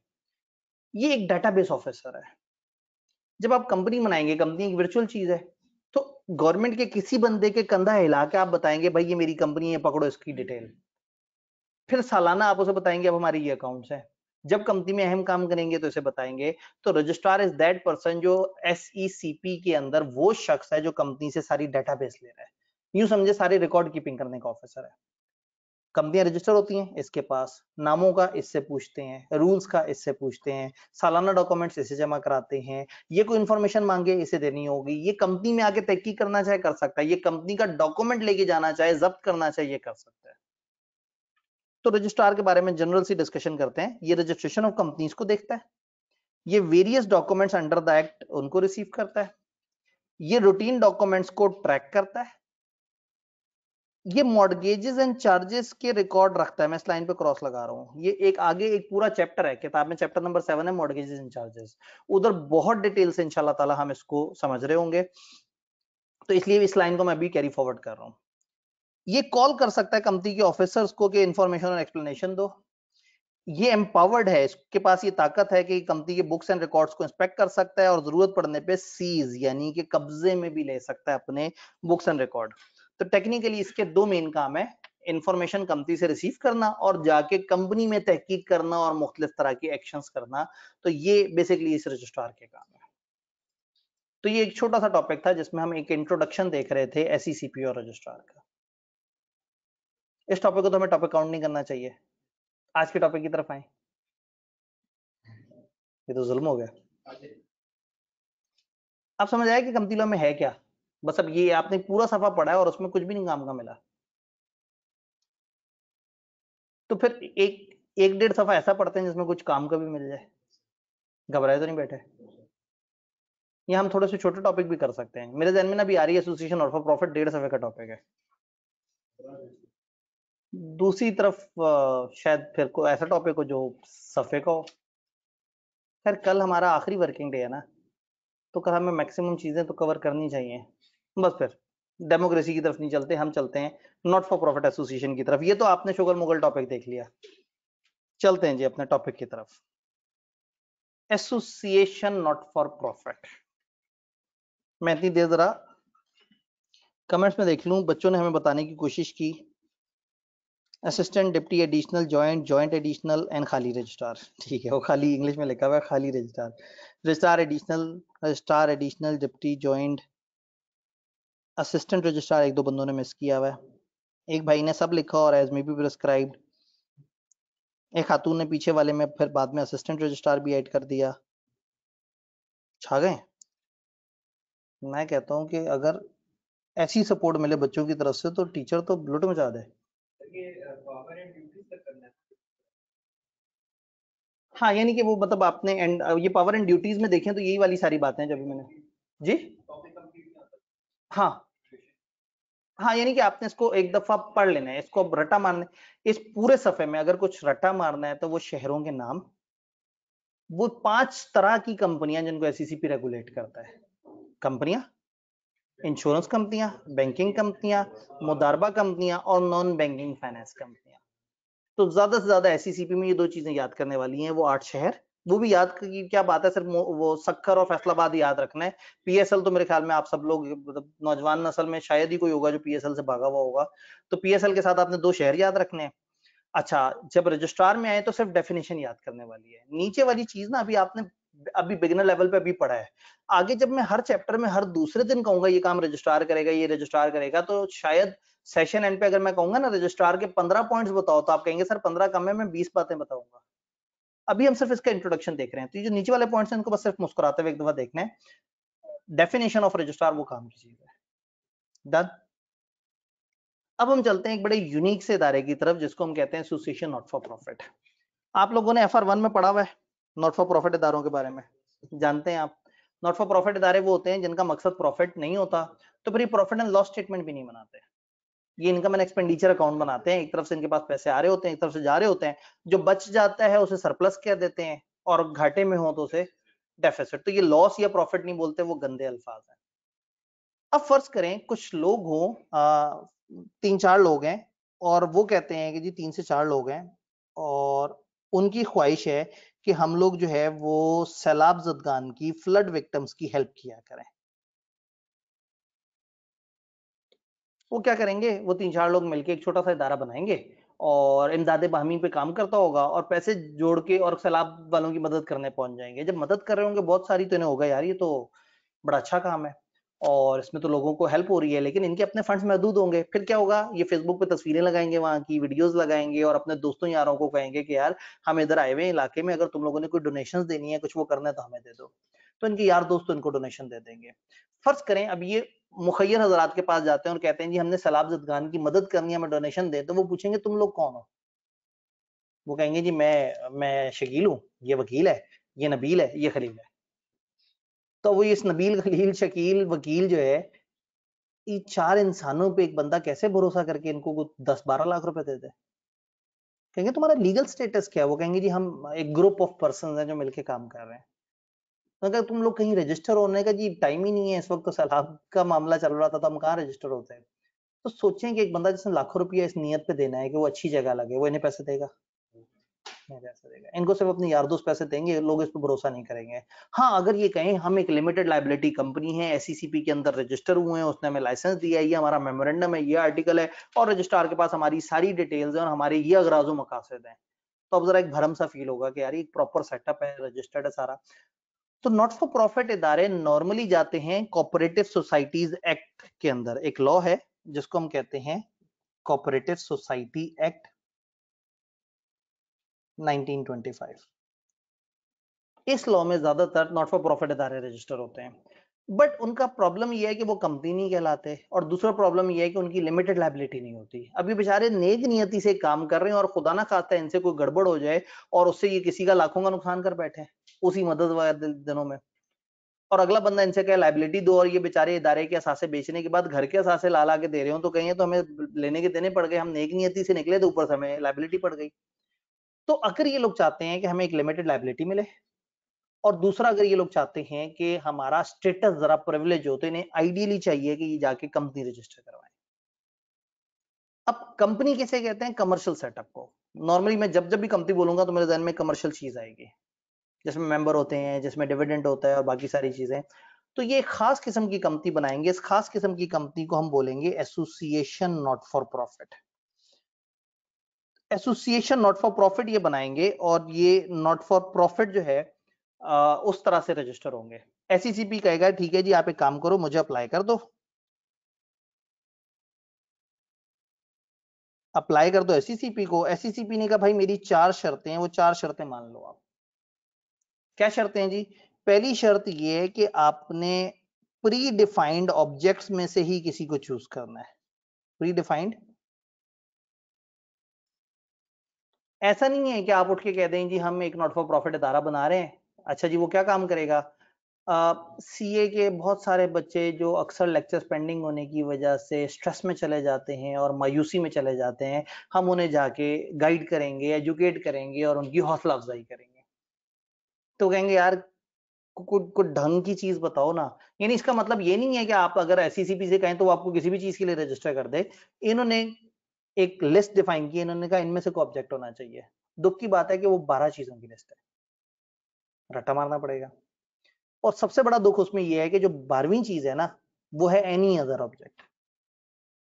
यानी अगर आप आर्ट्स की प्रमोशन के लिए बना सकते हैं, कॉमर्स के लिए, साइंस के लिए, चैरिटी के लिए, वेलफेयर के लिए, स्पोर्ट्स के लिए, एनवायरमेंट प्रोटेक्शन के लिए, लिस्ट ऑफ थिंग्स बताते गए, और एंड पे का या कोई और यूजफुल चीज। तो दिल तड़प जाता है कि भाई अगर आपने एनी अदर यूजफुल बोलना ही था, जैसे 6 रजिस्ट्रार बता के का और उसके अलावा भी जिसको हम कह दें। तो अनफॉर्चुनेटली चूंकि कंपनी लॉ है तो अब याद करना पड़ेगा, एक लिस्ट ऑफ ऑब्जेक्ट्स है। तो पहली शर्त क्या होगी कि भाई इस लिस्ट ऑफ ऑब्जेक्ट में से किसी को फॉलो करो। दूसरी शर्त ये होगी कि अगर आपके पास कोई प्रॉफिट आ गया, अब प्रॉफिट तो गंदा वर्ड होता है, खत्म करते हैं, सरप्लस बोल देते हैं इसे। अगर आपके पास कुछ सरप्लस आया तो आप क्या करेंगे, आप अपने मेंबर्स में नहीं बांटेंगे। सादा कंपनियों के पास जहां बचत होती है ज्यादा, वो फौरन से सोचते हैं कितना डिविडेंड कितना ना दें। इस इदारे को उन्होंने मना कर दिया, उन्होंने कहा आप डिविडेंड नहीं देंगे। अगर डिविडेंड नहीं देंगे तो लोगों ने ये इदारा बनाया क्यों है? सवाब के लिए, अच्छाई के लिए। उनका ये इरादा तो नहीं था कि जब डोनेशन हमारे करोड़ों में आने शुरू हो जाएंगी तो हम तनख्वाहें लेना शुरू कर देंगे, हम डिविडेंड लेना शुरू कर देंगे। तो मजे की बात है कि इस इदारे के मेंबर इससे तनख्वाह भी नहीं ले सकते, इससे डिविडेंड भी नहीं ले सकते। आप एक ऐसी कंपनी बनाओ जिसमें आप ये शर्तें पूरी करो। अगर आप शर्तें पूरी करोगे तो फिर एससीसीपी देगा आपको लाइसेंस, उस लाइसेंस के तहत फिर आप वो वाला काम कर सकते हैं। तो दूसरी अहम शर्त क्या है, आप अपने प्रॉफिट या सरप्लस अपने मेंबर्स में नहीं बांटेंगे। तीसरी शर्त, तो फिर ये प्रॉफिट या सरप्लस जाएगा कहां? ये जाएगा ऑब्जेक्ट्स की प्रमोशन में। ऑब्जेक्ट्स की प्रमोशन में जाएगा। आपका सरप्लस बचा है, ओके, आप क्या कर सकते हैं, आप अपने ऑब्जेक्ट्स की तशहीर कर सकते हैं। तो अभी ईद उल अजहा पे आपको जगह जगह लिखा नजर आएगा कि कुर्बानी अल्लाह के लिए, खाल शौकत खानम के लिए। अब टेक्निकली शौकत खानम अगर एक नॉट फॉर प्रॉफिट इदारा है तो असूलन उन्होंने मार्केटिंग तो नहीं करनी चाहिए, लेकिन अगर वो मार्केटिंग नहीं करेंगे तो उनके बारे में जानेगा कौन? सैलाब के दिनों में हम बहुत सारी एनजीओ के साथ मिलके हम एक छोटी सी एक ड्राइव कर रहे थे, हम अपने तौर पे एक्टिविटी कर रहे थे, तो बहुत सारी एनजीओ और बहुत सारे इदारों के साथ हमने मिलके देखा, तो हमने ये देखा कि वो बहुत अच्छा काम कर रहे हैं लेकिन लोगों को नहीं पता। तो कुछ ऐसे इदारे होते थे जो अच्छे तरीके से अपनी तशहीर करते थे और बड़े अच्छे तरीके से फंड्स ले लेते थे। अब एक अल खिदमत फाउंडेशन इतना बड़ा नेटवर्क है पूरे पाकिस्तान में, लेकिन उनको मार्केट नहीं करना आता था। और जेडीसी एक छोटा सा इदारा था, ज्यादा लंबा चौड़ा नहीं है, लेकिन वो बड़े खुल के बताते थे कि देखो ये 400 ट्रक जा रहे हैं लोगों के लिए, ये देखो यहाँ पे पानी पड़ा हुआ है, ये देखो ये लोग बीमार हैं। जा जाके तशहीर करते थे तो लोग क्या होता था, करोड़ों की डोनेशन उन्हें दे रहे होते थे और वो बड़ी जल्दी ज्यादा से ज्यादा लोगों को सर्व करते थे। ये वही इदारा है जिसका इस वक्त वो मशहूर वो चल रहा है कि वो शुतुरमुर्ग खिला दिया, कि जी वो सेठ ने कहा कि जी मेरी मेरी तरफ से अफ्तारी है तो तुमने खिलाना शुतुरमुर्ग है। अब उसके बाद एक डिबेट चल पड़ी कि भाई शुतुरमुर्ग जो क्यों खिलाया गरीबों को, और इस तरह से वो कह रहे हैं भाई सेठ ने कहा मैंने खिला दिया। तो कह रहे हैं इससे आप 5000 लोगों को खिला सकते, तो उसने कहा जितने सामने आ गए खा गए, सेठ ने कहा था खिला दिया। अब जिसके पैसे हैं तो कहते हैं जी आप सेठ से पूछें तुम्हारा सोर्स ऑफ इनकम क्या है, वो कह रहे हैं मेरा क्या कसूर है। वो कह रहा है कि भाई ये लोग बैठे, मैं इनकी मदद करना चाह रहा हूँ, उसने आके दे दिया, मैंने कर दिया। तो बहरहाल एक सोशल मीडिया पे एक डिबेट चल रही है कि शुतुरमुर्ग जो है, फिर शुतुरमुर्ग जो है उसका खाना कितना जायज है कितना नाजायज है, फिर शुतुरमुर्ग अगर सस्ता हो या महंगा हो, तो वो आपको पता सोशल मीडिया तो पागल हो जाता है ना। तो ये उस इदारे का मैं जिक्र करूं, मैं बताना ही चाह रहा था कि I love the way they market. मजा आता है, काम सब कर रहे होते हैं लेकिन ये इन्वॉल्व कर लेते हैं लोगों को। मतलब उस टाइम पे भी हम उसमें अल खिदमत फाउंडेशन वालों के साथ हमारे यहाँ पे कुछ वो था अलायंस, लेकिन स्टिल कराची में हम बहुत सारे लोगों से कहे थे कि आप जेडीसी को जाके दें, क्योंकि नजर आ रहा था कि काम कर रहे हैं। तो दुनिया इस तरह की हो गई है कि अच्छा काम करने वाले को भी तशहीर करनी पड़ती है। और मैं इस चीज के बड़े अगेंस्ट हूँ, ये मार्केटिंग वगैरह करना कॉलेजेस और इसमें, लेकिन अब ये टाइम है कि हमें भी मतलब फेसबुक पे लगाना पड़ता है। मैं आज सुबह फेसबुक पे लगाया गया, अल्लाह का शुक्र है सेशन स्टार्ट हो गया, टाइम टेबल लगाया है और क्लासों की तस्वीर लगाई है कि हाँ भी बच्चे पढ़ रहे हैं। यानी कि वो है ना, सारे सोच रहे होंगे जी ये पढ़ना तो अब सब ने ईद के बाद है, तो कम से कम लोग जरा एनकरेज होंगे भाई बच्चे आए हुए हैं, आओ पढ़ना शुरू कर दो। तो इनको उन्होंने कहा है कि आप क्या करें, आप अपने ऑब्जेक्ट्स की प्रमोशन पे लगाने लगा दें, लेकिन मेंबर्स को मत दें। तो ये तशहीर कर सकते हैं, ये अपने ऑब्जेक्ट्स बढ़ा सकते हैं, इंप्रूव कर सकते हैं, लेकिन ये अपने मेंबर्स को किसी भी किस्म के बेनिफिट नहीं दे सकते। चौथी चीज उन्होंने कहा भी एनजीओ वगैरह हैं तो सारी ऐसी जो आदि पाकिस्तान के अगेंस्ट काम करना शुरू कर देती हैं। इस्लामाबाद में आपको पता है इतने सारे ऐसे सेटअप काम कर रहे हैं जो पाकिस्तान को खोखला कर रहे हैं। तो उन्होंने कहा आपने पाकिस्तान के अगेंस्ट नहीं आना, पाकिस्तान के अगेंस्ट नहीं आना, पाकिस्तान की सिक्योरिटी के, इंटेग्रिटी के, इन सारी चीजों के अगेंस्ट नहीं आना जी। फॉर एग्जाम्पल एक ग्रुप यहाँ काम कर रहा हो और वो लोगों से उसका काम हो औरतों को उनके हकूक याद दिलाना कि औरतों तुम लोगों के ये हकूक हैं और ये हकूक अगर तुम्हें समझ आ जाएं तो ये मर्द जो है जो तुम्हें इतने अरसे से दबाते आ रहे हैं, बाहर निकलो, एहतजाज करो और जहां जो मर्द नजर आए उसे गोली मार दो। मतलब कहने का मतलब है कि अचानक से कभी किसानों को वर्गला के अचानक से वो कर देंगे, फिर अचानक से जनाब मजहबी लोगों को वो कर देंगे कि तुम्हारा मजहब मुकद्दम है, तुम्हारा फिरका मुकद्दम है, ये दूसरे तुम्हारे साथ क्या करें। फिर अचानक से आएंगे, कहेंगे जी ये देखें जी मसीही बरादरी के साथ इतना जुल्म हो रहा है, और इस तरह से करके वो इस तरह से करेंगे कि वो ईसाई और मुस्लिम फसाद वगैरह शुरू हो जाएंगे। तो बहुत सारे इस तरह के एनजीओ हैं जिनके अंदर खाते कहीं ना कहीं मकासद देखने में सामने वो मदद कर रहे होते हैं, लेकिन अंदर खाते वो मुल्क को तोड़ रहे होते हैं। तो इन्होंने कह दिया कि आपने ये वाला काम नहीं करना, ये 4 वादे आपने करने हैं। काम वो करेंगे जो हमने लिस्ट बताई है, प्रॉफिट सरप्लस मेंबर्स को नहीं देंगे, अगर कहीं कुछ करेंगे खर्चा तो अपने ऑब्जेक्ट्स की प्रमोशन होगी, और आप पाकिस्तान के अगेंस्ट कभी भी नहीं आएंगे। ये चारों बातें अगर पूरी हो गई तो इसका मतलब है कि आप इस इदारा बनाने का अहल हैं, वो आपको देखेंगे और आपको लाइसेंस प्रोवाइड कर देंगे। और लाइसेंस प्रोवाइड करके जो ये आप नाम के एंड पे लिमिटेड, प्राइवेट लिमिटेड इस तरह के वर्ड लगाते हैं, वो आपको कह देंगे मत लगाओ अपने नाम के साथ। अब हैं हम कंपनी, हर तरह का काम कंपनी वाला होगा, सारे कंपनी लोग रूल्स फॉलो करेंगे, लेकिन नंबर 1 हम डिविडेंड नहीं दे सकते, और नंबर 2 हम लिमिटेड का लफ्ज नहीं लिख सकते। क्यों? जब ये है लिमिटेड लायबिलिटी तो क्यों ना लिखे लिमिटेड? स्टेटस ऐसा लगेगा कि कंपनी कंपनी सी है या कुछ और। मैं इसमें नॉर्मली एक एग्जांपल देता हूं कि आप एक जगह जा रहे हैं, आप गिरे, आपको चोट लग गई घुटने पे, अब आप सोच रहे हैं मैं जल्दी से हॉस्पिटल जाऊं, मैं इंजेक्शन लगवाऊं टेटनस का और थोड़ी सी पट्टी वगैरह करवा लूं। आपने सामने देखा 2 हॉस्पिटल हैं, एक हॉस्पिटल का नाम है इम्तियाज हॉस्पिटल और एक हॉस्पिटल का नाम है इम्तियाज हॉस्पिटल प्राइवेट लिमिटेड। कहाँ जाए? अगर आप स्टूडेंट हैं और आपके पास पैसे मुनासिब सही हैं जेब में, कहाँ जाए? इम्तियाज हॉस्पिटल। पूरी क्लास का यही मानना है। मैंने पिछले जुमले में कब बताया कि इनमें से महंगा कौन सा और सस्ता कौन सा है? आपने नाम से गैस किया ना। तो अब ये है नॉट फॉर प्रॉफिट इदारा, और नाम के साथ लिखा हो प्राइवेट लिमिटेड, लिमिटेड, तो गंदी सी फील आएगी। लोगों के जहन में होगा कि ये पता नहीं क्या कमर्शियल काम शाम कर रहे हैं। तो इसलिए इनको लॉ ने कह दिया कि आपने limited, private limited, guarantee limited इस तरह के अल्फाज अपने नाम के साथ नहीं लगाने। तो ये है स्टेप 1। इस टॉपिक में 3 बातें हैं। पहली बात ये है कि लाइसेंस मिलेगा कब, दूसरी बात है लाइसेंस टूटेगा कब, और तीसरा लाइसेंस टूट गया तो आप करेंगे क्या। तो पहली बात समझ आई? जल्दी से किताब को देखें।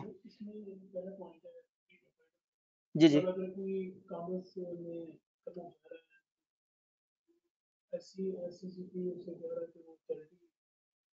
जी, देखें अगर कोई एक ऐसा काम करना चाह रहा है जो इस लिस्ट में नहीं है, तो इसीलिए वो 12वां ऑब्जेक्ट क्या है? Any other. इसका मतलब है वो 11 काम आपने करने हैं, आपको टेंशन ही नहीं लेनी है, आपकी रजिस्टर हो जाएगी। लेकिन अगर इन 11 के अलावा कुछ करना है तो फिर एससीसीपी को अगर वो यूजफुल लगेगा तो वो उसको अलाउ करेगा। तो अगर आप एक काम अच्छा करना चाहते हैं और एससीसीपी को वो काम नहीं लग रहा, वो कह रहा है यार क्या टके का काम है, मुझे नहीं समझ आ रहा, तो मत आए फिर एससीसीपी के अंदर, फिर चले जाएं कोऑपरेटिव सोसाइटी में, वहां जाके इदारा बना लें। अगर एससीसीपी के अंदर कंपनियों वाले बेनिफिट हमने लेने हैं तो फिर कहीं ना कहीं एससीसीपी की शर्तों को मानना पड़ेगा।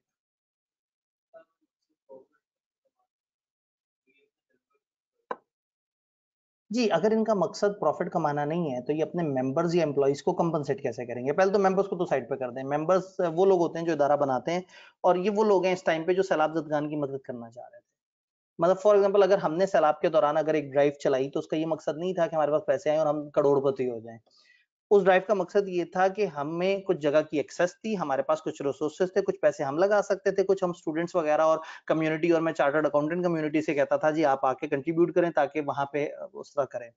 तो वो इदारा बनाने का मकसद था कि पाकिस्तान में अगर एक मुश्किल टाइम आया हुआ है तो बहैसियत पाकिस्तानी उसमें हम अपने हिस्से का कंट्रीब्यूशन दे दें। मैं फिर स्टूडेंट्स को भी मोटिवेट किया था कि आप पेपर दें, पेपर देने के बाद फिजिकल मैन पावर जहां हमें चाहिए होगी आप स्टूडेंट मौजूद हैं, फाइनेंशियल जहां पैसे चाहिए होंगे मैं चार्टर्ड अकाउंटेंट्स को इमोशनल कर करके उनकी जेबों से पैसे निकलवा निकलवा के वो कर रहा था। टीचर्स को नहीं छोड़ा, कॉलेजों को नहीं छोड़ा, जा जाके ना लोगों को फुल वो इमोशनल करके कंपेटिटर कॉलेजों में जाके पूरी पूरी तकरीरें करके आया, क्लासरूम्स में जाके तकरीरें करके आया, और सबको पता था कि ठीक है नियत साफ है। तो वो उस टाइम पे वो कंपेटिटर वाली वाइब नहीं थी उस तरह। तो क्यों किया? चूंकि एक मकसद था। तो ये इदारा बनाने वालों का कोई ना कोई मकसद होगा, और वो मकसद पैसे नहीं होगा, और अगर है तो ये इदारा रजिस्टर नहीं होगा। तो मेंबर्स को तो भूल जाएं। अब बात हो गई एम्प्लॉय की। मैंने एक दफा भी नहीं कहा कि एम्प्लॉइज को हम सैलरी नहीं देंगे। हाँ, मेंबर्स अगर काम करेंगे तो उनको सैलरी नहीं मिलेगी। तो नॉट फॉर प्रॉफिट इदारे का ये मतलब नहीं होता कि वो जेब से 2 रुपए डालता है। नॉट फॉर प्रॉफिट इदारे का मकसद ये होता है कि कारोबार करता है। अभी शौकत खानम बड़े महंगे महंगे टेस्ट भी करता है, बड़े महंगे महंगे इलाज भी करता है, लेकिन वही शौकत खानम कुछ लोगों को बेनिफिट्स भी देता है, कुछ लोगों को कम पैसे में भी करके दे रहा होता है। तो नॉट फॉर प्रॉफिट इदारे का ये मतलब नहीं कि वो गुर्बत ज़दा सा इदारा होगा और कुछ भी नहीं कर पा रहा होगा। इसका मकसद है कि वो अपने लिए कुछ नहीं कर रहा होगा, पैसा लोगों से लेके लोगों के ऊपर लगा रहा होगा। तो नॉट फॉर प्रॉफिट इदारे के पास अपने पैसे होंगे। ये जो शुतुरमुर्ग खिला रहा है, ये अपनी जेब से तो नहीं खिला रहा ना, किसी से डोनेशन पकड़ के ना सिर्फ शुतुरमुर्ग खिला रहा है, बल्कि जो लोग बांट रहे हैं उनकी सैलरियां भी निकाल रहा है। तो ये एम्प्लॉइज को तो पैसे देंगे, लेकिन मेंबर अगर कहेगा मैं एम्प्लॉई हूं तो उसको पैसे उस चीज के नहीं मिलेंगे। मेंबर को सिर्फ एक ही चीज मिलेगी, सवाब। शुरू में अगर उसने सवाब के लिए बनाया है और 4 साल बाद देखे कि करोड़ों की डोनेशन आ रही हैं, तो नियत तो ना खराब हो जाए। तो इसलिए शुरू में बांध दिया कि नहीं भाई ये मकासद है, इसके अलावा नहीं सोचना। डन। अब देखते हैं किताब क्या बताती है। किताब ने कहा एससीसीपी लाइसेंस ग्रांट कर देगा अगर 4 शर्तें पूरी हो। ये एसोसिएशन इनमें से किसी एक पर्पस के लिए बनी हो, commerce, art, science, religion, health, education, research, environment protection, social welfare, charity और any other useful.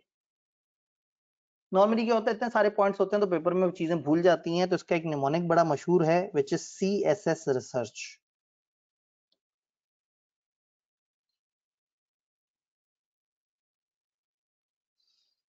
Any other को छोड़ के ऊपर वाले 11 उसमें कवर हो जाते हैं। मैं कहने का मतलब है कि ये C फॉर कॉमर्स हो गया, तो अगले S से साइंस लगा लें, उससे अगले S से जो है वो आप सोशल वेलफेयर वगैरह वो कर लें। तो इसी तरह से करके आप अलग अलग उससे कोई ना कोई चीज मुराद ले सकते हैं। आगे वाला इस नहीं है, आप बिल्कुल सही कह रहे हैं, कुछ हुआ है। हाँ इसमें, हाँ यहाँ पे एक स्पोर्ट्स शायद मिस हो गया है स्लाइड बनाते वक्त। स्पोर्ट्स भी एक वो है। गिनती कर लेते हैं, 1 2 3 4 5 6 7 8 9 10 11। ये बेचारा 12वां भाई जो है हमारा स्लाइड पे आने से रह गया था। नोट्स में भी स्पोर्ट्स नहीं है, होगा, ऐसे ना करें। उधर तो मैंने वो 3 कॉलम बनाए हुए हैं। अच्छा मैंने क्या किया है, अब क्योंकि किताब जब रीप्रिंट होनी थी और मैं हर दफा ये मैनुअली बताता हूँ, तो फिर मैंने क्या किया, इस दफा किताब जो आ रही है उसमें इनकी तरतीब ही उस तरह से कर दी है कि वो CSS रिसर्च बन जाए, और साथ लिख दिया है कि भाई इसको रट्टा मारना है तो उसके लिए CSS रिसर्च। तो अभी तो आपके पास हैंड आउट है, जब किताब आएगी तो उसमें ये वाले पोर्शन में मैंने थोड़ा सा उसको रीड्राफ्ट करके इस तरह से कर दिया है कि याद करना आसान हो जाए। नंबर 2, अपने प्रॉफिट्स अगर होंगे तो अपने ऑब्जेक्टिव प्रमोशन में लगाएंगे। नंबर 3, पेमेंट ऑफ डिविडेंड अपने मेंबर्स को देने से रोकेंगे, और इसके ऑब्जेक्ट्स और एक्टिविटीज आर नॉट नहीं है एंड शैल नॉट और नहीं होंगे, ना आ जाए ना होंगे, against law, public order, security, sovereignty and national interest of Pakistan. Pakistan की बका, सालमियत, यगानगत, अखुवत और पता नहीं क्या क्या, उसके अगेंस्ट आप नहीं आएंगे। सारे जो अल्फाज उन्हें समझ आ रहे थे उन्होंने एक जगह पे लिख दिए। ये 4 शर्तें आप पूरी कर लें, आप बना लेंगे एक association not for profit. Association not for profit पे आपको लाइसेंस दे देगा एससीसीपी, और वो सच कंडीशन और सच रेगुलेशन जो उन्हें मुनासिब लगेगा वो होगा। आप सारी प्रिविलेजेस लिमिटेड कंपनी की एंजॉय करेंगे और सारी ऑब्लिगेशंस आपकी होंगी, सिवाय जो एंडिंग वर्ड लिमिटेड या गारंटी लिमिटेड वगैरह है वो आप नहीं यूज करेंगे। आपका लाइसेंस कभी भी एससीसीपी रिवोक कर सकता है। क्यों रिवोक कर सकता है, उसकी एक लिस्ट है जिसको आप देखेंगे। एससीसीपी एक नोटिस देगा कंपनी को कि भाई मैं आपका लाइसेंस रिवोक करने लगा हूं। कंपनी वाले तड़प जाएंगे, वो कहेंगे एक मिनट हम आते हैं, आपको बताते हैं। एक अपॉर्चुनिटी टू बी हर्ड दी जाएगी एसोसिएशन को, ये लोग आएंगे अपना पॉइंट ऑफ व्यू पेश करेंगे। अगर उसके बाद भी एससीसीपी कन्विंस नहीं होता तो एससीसीपी इनका लाइसेंस कैंसिल कर देगा और उनसे कहेगा आप आपका एंडिंग वर्ड दोबारा अपने नाम के साथ ऐड कर लें। लाइसेंस खत्म होने के बाद क्या होगा वो एक अलग डिबेट है, उस तरफ आते हैं। मुझे बताएं यहां तक हमने जितना पढ़ा है और जो बात हम कर रहे हैं उसमें कोई कंफ्यूजन तो नहीं, सब क्लियर है? सब क्लियर है सर। एनपीओ और एनजीओ क्या एक ही चीज है? एक भाई ने पूछा। एनपीओ नॉट प्रॉफिट ऑर्गेनाइजेशन, जो नॉट फॉर प्रॉफिट ऑर्गेनाइजेशन होती है ना, इसका मतलब एक ऐसा इदारा जो प्रॉफिट के लिए काम नहीं कर रहा। पंजाब यूनिवर्सिटी भी नॉट फॉर प्रॉफिट ऑर्गेनाइजेशन है, नॉट फॉर प्रॉफिट ऑर्गेनाइजेशन है। इसी तरह से गवर्नमेंट के हॉस्पिटल्स भी नॉट फॉर प्रॉफिट ऑर्गेनाइजेशन है। अच्छा, अब जो शौकत खानम है वो गवर्नमेंट का हॉस्पिटल नहीं है, लेकिन वो काम नॉट फॉर प्रॉफिट बेसिस पे फर्ज करें अगर कर रहा है, तो एनपीओ का मतलब है कोई भी not for profit organisation, NGO का मतलब है नॉन गवर्नमेंट ऑर्गेनाइजेशन। तो गवर्नमेंट के तो ज्यादातर मकासद ही ये होते हैं कि वो बगैर प्रॉफिट के काम कर रही होती है। अगर जो सड़क बना रहा है जो डिपार्टमेंट गवर्नमेंट का, वो प्रॉफिट के लिए तो नहीं कर रहा। सड़क पे हम सफर कर रहे हैं, हम सड़क के पैसे तो नहीं दे रहे। तो टेक्निकली नॉट फॉर प्रॉफिट हर वो इदारा जो प्रॉफिट की नीयत से नहीं काम कर रहा, और एनजीओ नॉन गवर्नमेंट ऑर्गेनाइजेशन का मतलब है जो गवर्नमेंट से हट के प्राइवेट सेटअप जो काम कर रहे हैं अच्छाई वाले, जैसे मैंने अखूत फाउंडेशन कहा, मैंने जेडीसी फाउंडेशन कहा जो कराची का सेटअप था, तो ये एनजीओ कहलाएंगे। फिर नॉन गवर्नमेंट है ना, गवर्नमेंट से इसका ताल्लुक नहीं है। एनजीओ प्रॉफिट के लिए भी हो सकते हैं। नॉर्मली हम जिनको एनजीओ कहते हैं वो नॉट फॉर प्रॉफिट बेसिस पे काम कर रहे होते हैं। नॉट फॉर प्रॉफिट में गवर्नमेंट वाले, नॉट फॉर प्रॉफिट में गवर्नमेंट वाले भी आ जाएंगे, और जो प्राइवेट लोगों ने एनजीओ बनाए हुए हैं वो भी इसमें आ जाएंगे। जी, इसमें ट्रस्ट वगैरह भी काउंट कर सकते हैं, मुख्तलिफ तरह के ट्रस्ट वगैरह वो भी इसमें। ऑनलाइन में एक भाई ने पूछा कि सर बुक कब मंगवा सकते हैं। बुक असल में अब हमारी तरफ से प्रिंटिंग में गई है, लेकिन उसका अपना एक ड्यू टाइम है, और रमजान में वैसे भी जरा थोड़ा प्रोसेसिंग स्लो होती है। तो बस मैं करूंगा ये कि 1-2 दिन में उसका जो रिवाइज वर्जन है, अभी मैंने एक उसका पहला यूनिट भिजवा दी है, उसमें एक दूसरा यूनिट होता है जिसमें पास पेपर्स के साथ में ना एग्जामिनर कमेंट्स और वो सारे अपडेट करके हम ऐड कर रहे हैं। तो अभी पहला वाला सेटअप वो हो रहा है, ये वॉल्यूम 2 जाके प्रिंट होगा, फिर दोनों जुड़ के एक किताब बन जाएगी। तो जब तक वो बन के सामने नहीं आती तब तक उसे मंगवाया नहीं जा सकता, लेकिन मैं सॉफ्ट में एज सून एज पॉसिबल मेरे दोनों वर्जन फुली फाइनल होते हैं, मैं वहां पे अपलोड कर दूंगा। लास्ट टाइम हमने क्या किया था, हमने नोट्स की बुक अलग कर दी थी और पास पेपर की किताब अलग कर दी थी। इस दफा हम दोनों को जोड़ के एक किताब बना रहे हैं ताकि वो एक ही किताब में दोनों आ जाएं। एमसीक्यूज माइनस करें, क्योंकि इतने सारे एमसीक्यूज करने के बाद भी पेपर का तो पैटर्न बिल्कुल डिफरेंट ही होता है। तो एमसीक्यूज में क्या करूंगा, मैं आप लोगों को एक गूगल ड्राइव दे दूंगा और मैं थ्रू आउट सेशन वहां पे अच्छे अच्छे MCQs chapter by chapter develop कर करके वहां पे डालता जाऊंगा। करंटली आईकेप के एमसीक्यूज भी हैं मेरे पास, पिछली किताब में तकरीबन कोई 1000+ एमसीक्यूज डले हुए थे, लेकिन ना वो फिर ओवर डूइंग हो रही थी, किताब के सर बिला वजह सफे बढ़ रहे थे, और वो वन टाइम एक्टिविटी होती थी, लोग एक दफा देखते थे टिक टिक मार के दोबारा देखते ही थे, किताब खामखा वजनी होती थी। तो इसलिए रादर देन के सबको वो किताब वजनी बार बार लगे, उसमें कम से कम हम और दो अलग अलग किताबें हों जी, नोट्स और एमसीक्यू की अलग किताब है और पास पेपर की अलग है। अब दोनों को जोड़ देंगे तो किताब भी इजी हो जाएगी और खर्चा भी कम हो जाएगा। एमसीक्यू करने का बहुत ज्यादा फायदा नहीं है, लेकिन कम से कम एक दफा करके थोड़ा सा एक हाथ सेट हो जाता है। एमसीक्यूज के ऊपर हम अभी थोड़ा सा आगे चल के एक बार डिस्कशन करेंगे, जब हम पहले टेस्ट को डिस्कस करेंगे तो फिर मैं एमसीक्यू के ऊपर थोड़ी सी बात करूंगा कि एमसीक्यू को लेके हमारी क्या स्ट्रेटेजी होगी।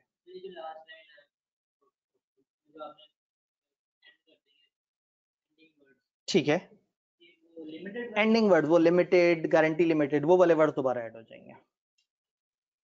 अब पहला स्टेप हमारा खत्म हो गया कि लाइसेंस कैसे मिलेगा, ये इदारा समझ आ रहा है, ये लाइसेंस कैसे मिलेगा समझ आ रहा है। ये लाइसेंस रिवोक क्यों होता होगा, किताब को छोड़ें, रट्टे को छोड़ें, कॉमन सेंस क्या कहती है, ये लाइसेंस किस किस वजह से, कोई गलत काम करेंगे लाइसेंस टूट जाएगा, मेंबर्स पैसे खाना शुरू कर दें लाइसेंस टूट जाएगा, जो कंडीशन है उसकी खिलाफ वर्जी कर दें और पाकिस्तान के अगेंस्ट आ जाएं, डोनेशन के पैसे गलत जगह इस्तेमाल कर लें, ब्लैक मनी, टेररिस्ट फाइनेंसिंग, इस तरह की चीजों में इन्वॉल्व हो जाएं, ऑब्जेक्टिव के अलावा काम करने शुरू कर दें, लॉ को फॉलो ना करें, सीसीपी की बात ना सुने। तो जो जो भी बुरा जहन में आ सकता है हम लिख देते अगर ये कमती लॉ ना होता, अगर ये बी लॉ होता। क्योंकि कमती लॉ है तो हम खुद से सोच नहीं सकते, मतलब हम लॉजिक जरूर बना सकते हैं कि रट्टा लगाने से पहले हमें पता हो कि हम जो रट्टा लगा रहे हैं वो हमें आता है, लेकिन अनफॉर्चुनेटली अगर इन्होंने 8 बातें बताई हैं तो मैं 9 नहीं लिख सकता और मैं 7 भी नहीं लिख सकता। तो ये थोड़ा सा एक प्रॉब्लम है कि इसमें बीच में क्रैमिंग आ जाती है। तो किताब से पूछते हैं, हाँ जी मिस्टर किताब। इन्होंने कहा जी बस ये थोड़ी सी शराइत ऐसी हैं कि इनमें से कोई भी अगर फॉलो ना हुई तो लाइसेंस टूट सकता है। ये कंडीशन याद करने का एक फायदा ये होगा कि वाइंडिंग अप के चैप्टर में ना कंपनी वाइंड अप किन रीजन पे होती है उसकी लिस्ट दी हुई है जो इससे दुगनी है, तो कम से कम ये आधे याद हुए हुए होंगे, तो वहां जाके आपको आधे बकाया याद करने पड़ेंगे। क्यों हो सकता है जी, अगर कंपनी या management fail to comply with any term और कंडीशन ऑफ लाइसेंस, अगर लाइसेंस की कोई शर्त ना फॉलो हो रही हो, इस सेक्शन या इससे कनेक्टेड रेगुलेशंस को अगर फॉलो नहीं कर रहे, अगर कंपनी के अफेयर्स प्रेजुडिशियल हैं, पब्लिक इंटरेस्ट के, प्रेजुडिशियल नुकसानदेह, बिलो में लफ्ज पड़ा था नुकसानदेह, इसका मतलब होता है तकलीफ दे, यानी कि कंपनी लोगों को तकलीफ दे रही है। कंपनी ने रजिस्ट्रार के पास फाइलिंग करने में डिफॉल्ट कर दिया, फाइनेंशियल स्टेटमेंट या एनुअल रिटर्न लगातार 2 इयर्स गुजर गए ना, रजिस्ट्रार को ये फाइनेंशियल भेज रहे हैं ना, अपने सालाना जो गोशवारे हैं वो भेज रहे हैं। ये दोनों क्या होती हैं, चैप्टर नंबर 11 में इन दोनों के बारे में पढ़ेंगे कि फाइनेंशियल स्टेटमेंट्स में क्या क्या चीजें होती हैं और एनुअल रिटर्न में क्या होता है। Company has acted against interest, sovereignty, integrity, और वो सारे पुट्टे पुट्टे अल्फाज पाकिस्तान के अगेंस्ट आ गए हैं, पाकिस्तान के अगेंस्ट आ गए हैं, या पाकिस्तान से जो इधर उधर दूसरे मुल्कों के दोस्ताना ताल्लुकात हैं वो खराब करने की अगर आपने कोशिश की है, अगर एमी आपने अचानक से किसी मुल्क पे इल्जाम लगा दिया कि ये मुल्क जो है वो हमारे साथ गलत कर रहा है, और उससे उस मुल्क की दोस्ती आपके मुल्क के साथ जो है वो थोड़ा सा उसमें तकलीफ आ जाए, तो ये इस तरह की बातें हैं जिसपे आपके लाइसेंस कैंसिल हो सकते हैं। समझ तो गए आप सारा। नंबर ऑफ मेंबर्स 3 से अगर कम हो जाए, अगर इस इदारे के मेंबर्स 3 से नीचे गिर जाएं, तो ये इदारा कम से कम 3 मेंबर से चलना चाहिए, तो ये एक ऐसी चीज है जिसपे इस इदारे को लाइसेंस कैंसिल हो सकता है। कंपनी कुछ उल्टा सीधा कर रही है, मसलन कंपनी कंसीव्ड या ब्रॉट फॉर्थ आई है, कंपनी बनी थी या सामने इसलिए लाई गई थी कि अनलॉफुल या फ्रॉडुलेंट एक्टिविटी करे, कंपनी वो पर्संस चला रहे हैं जो प्रॉपर ट्रू अकाउंट्स नहीं बना रहे और वो फ्रॉड कर रहे हैं, मिसफीजेंस कर रहे हैं, मेलफीजेंस कर रहे हैं, बदउनवानियां कर रहे हैं, बेमानियां कर रहे हैं, बदनजमियां कर रहे हैं, और जो जो भी गंदी गंदी सी बात आती है वो कर रहे हैं।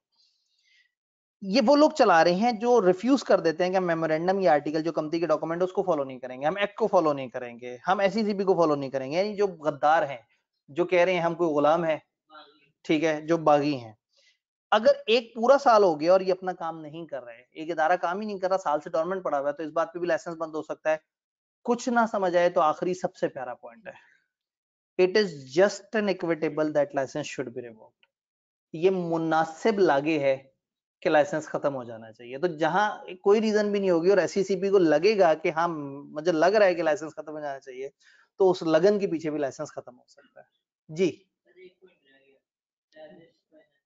टेरेस फाइनेंसिंग, ये स्लाइड में नजर नहीं आ रहा होगा, टेरेस फाइनेंसिंग या इस तरह की चीजों में अगर आप इन्वॉल्व है, मनी लॉन्ड्रिंग में, या आप जो है वो बाहर से अननोन पैसा आ रहा है, क्योंकि होता पता है क्या है, ये जो एनपीओ होता है ना, इसके नाम पे पैसे मंगवाना आसान होता है कि ये पैसा जी डोनेशन के लिए आ रहा है, तो लोग क्या करते हैं, अक्सर टेररिस्ट और अक्सर लोग इस वजह से पैसे मंगवाते हैं।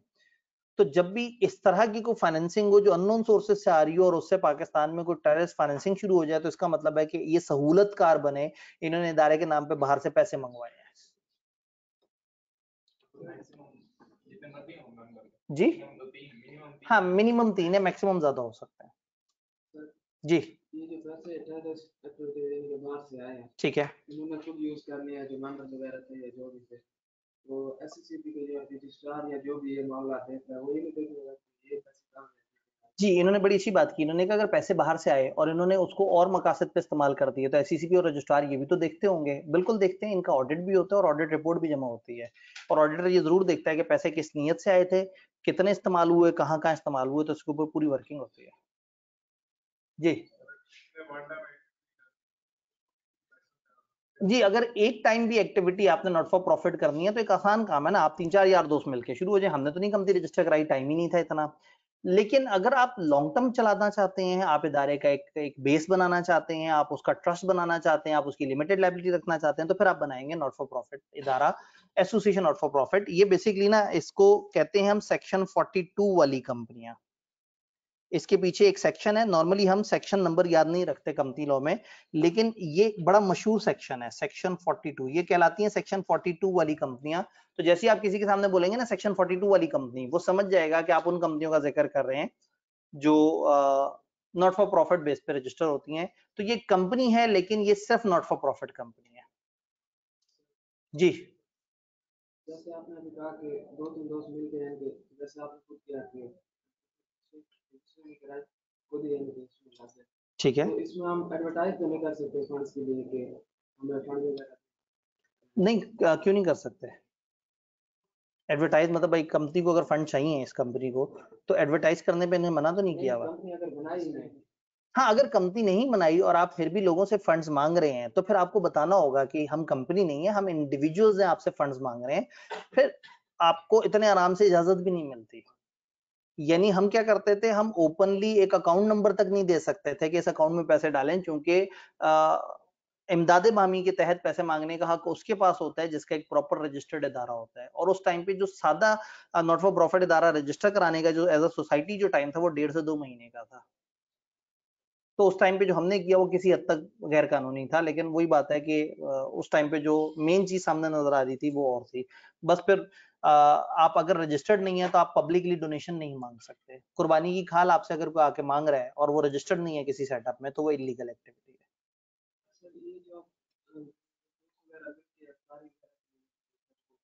ठीक है, ठीक है,